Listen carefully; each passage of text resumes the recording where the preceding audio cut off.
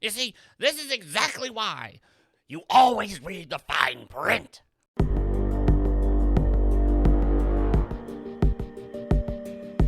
Well, dang-a-lang, and salutations, my lovely little lunatics. It's me, your friend, and Take a Saturday, here with my co-host, Bob. Hello. And today, on the Insane Report, well, first off, I hope you had a safe and happy Halloween.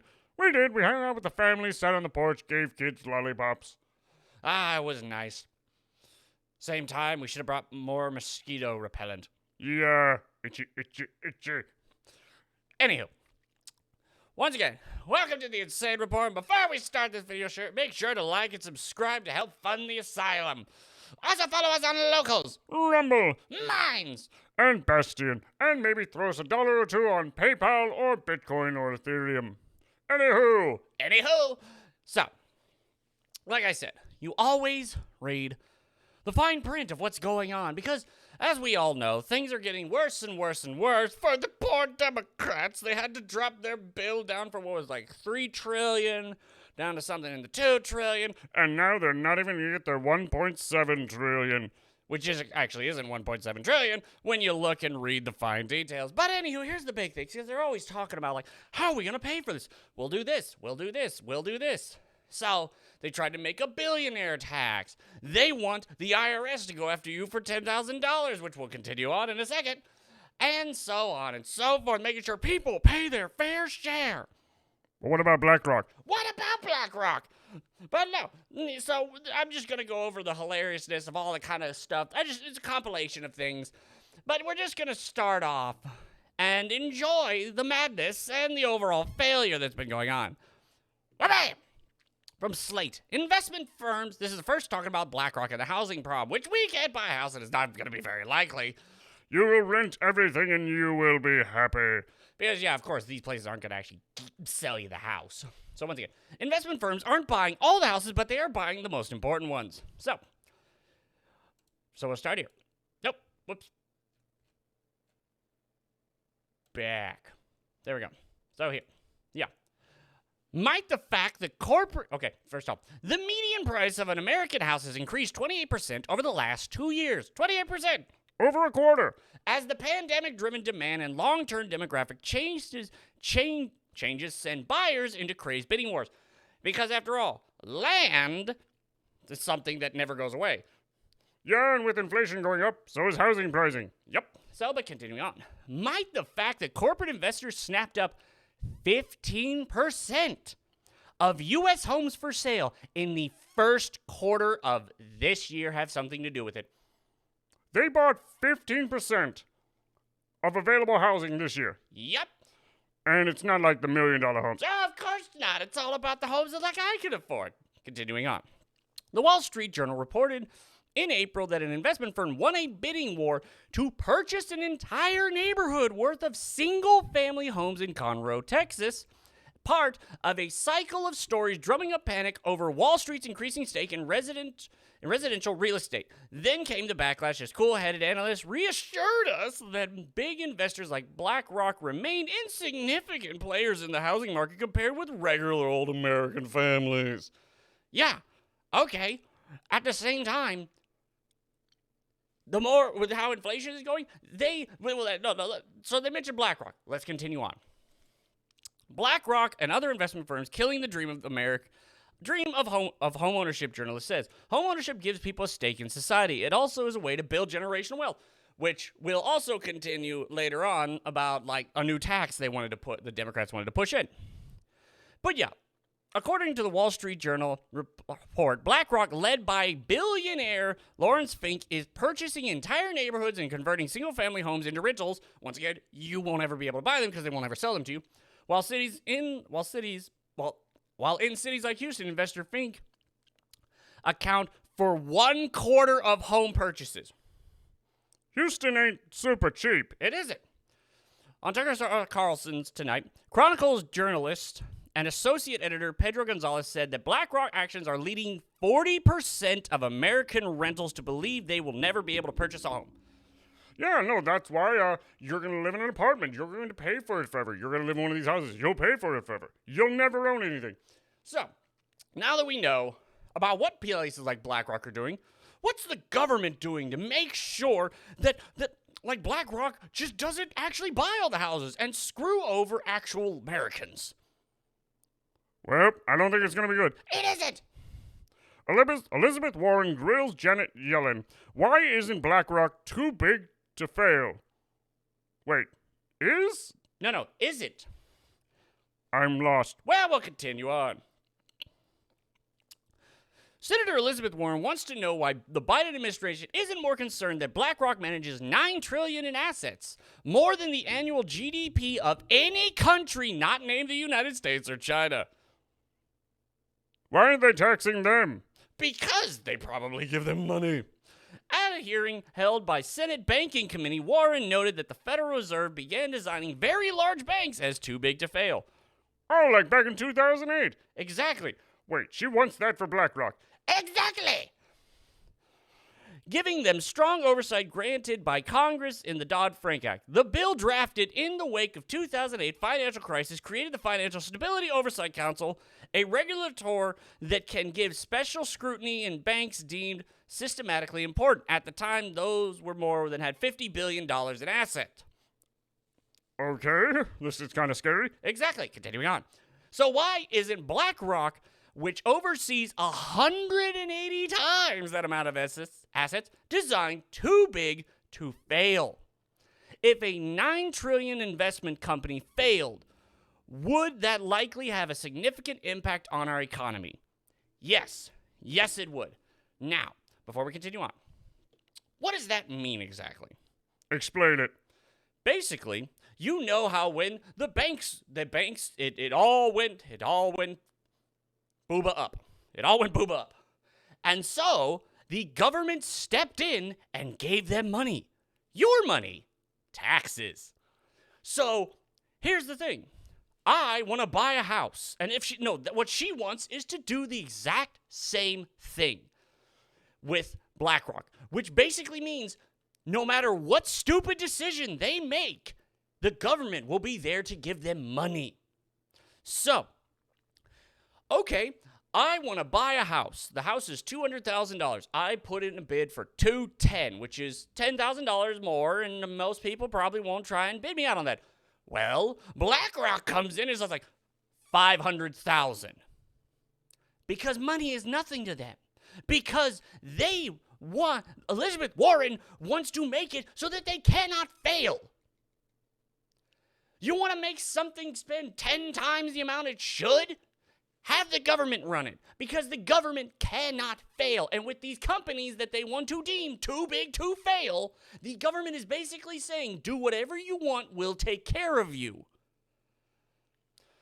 So, BlackRock doesn't need to care about anything, which just means if this passes, if they make it so that BlackRock is actually too big to fail, which is why a lot of people hate the Federal Reserve, because they just keep printing all that money when it's just literally like, oh, this is too big, Federal Reserve, come in and take care of them. So that's why this is such a scary thing. But we're going to continue on because, once again, instead of taxing Big Rock, they're just going to get behind them and give them our money that they're trying to take from us. So continuing on. So how are they going to pay for this $1.75 trillion bill? Oh, we'll tax the billionaires. Billionaire tax proposal in chaos. House Democrats says plan has been scrapped moments before Senate Finance Chair pushes back and insists we're continuing to work with members. The billionaire tax proposal was introduced by Senator Ron Wyden today, which was the 27th of October. Rep. Richard Neal announced it was out of Biden's plan as of that afternoon. Wyden soon disputed Neal's claim, stating that the Senate has a say too. It would have alleviated taxes on unrealized gain in the ultra-wealthy finance asset like stocks, bonds, rather than just capital gains tax. So wait, you don't actually have the money, but they wanted how much everything is actually worth they're going to take from you. Exactly. So I have stocks. They want to tax the stocks. They want to tax stuff that you don't actually have money on yet. They want to tax, like how the death tax. The house has just been given to me. I don't sell the house, but they want to tax it on the fact that the house is now mine. So, but here's the big thing. Okay, we're going to go down here. The proposed tax would have hit the gains of those with more than $1 billion in assets or income, or more than $100 million a year, and will provide funding for the president's sweeping $2 trillion social reform and climate change bill. Here's the thing. Upon releasing the plan, Wyden estimated it would affect 700 of the America's most wealthy taxpayers and bring in as much as $250 billion. That's it. Yep, that's it. Only $250 billion. So, really, it's hilarious. Yeah, once again, Republicans criticized the billionaire's tax as a harebrained scheme, and some have suggested it would face a legal challenge, which it would. You can't tax me on stuff that I don't actually have money on. What was it? Bezos actually doesn't have all the money he has because it's not in cash. It's not in liquid assets. So, continuing on. So, that got scrapped. So, what do they want to do then? Oh, here's the big thing about why that $250 billion thing is so hilarious. Okay, this is from Forbes. While it has indeed reduced the overall scope of spending, eliminating much of the programs as paid leave and medical dental benefits, and trimming the scope of other benefits, the administration claims that the plan is paid for are not remotely credible for the simple fact that so many of its programs end after 6, 3, or even only 1 year, but are funded for 10-year worth of tax increases. So yes, they lowered the price, but they didn't tell you how long those programs go. We'll just keep it going. Oh, no, we dropped the price. For now. The CRFB calculated that expanding these benefits over the full 10-year window would more than double the real cost of the bill. More than double. So yes, that $1.75 trillion bill, which we're going to round up to $2 billion, is now over $4 billion. So more than the original bill. Oh yeah, by a lot. So, that's hilarious. So it just keeps getting worse. Continuing on. From Blaze Media, Democrats now want to tax people's stock gains before they sell to help them pay for Biden's massive social spending bill. This is the big thing. You got stocks, we're going to tax you on it. You have actual things that you don't actually have liquidity right now, we're going to tax you for it. Continuing on.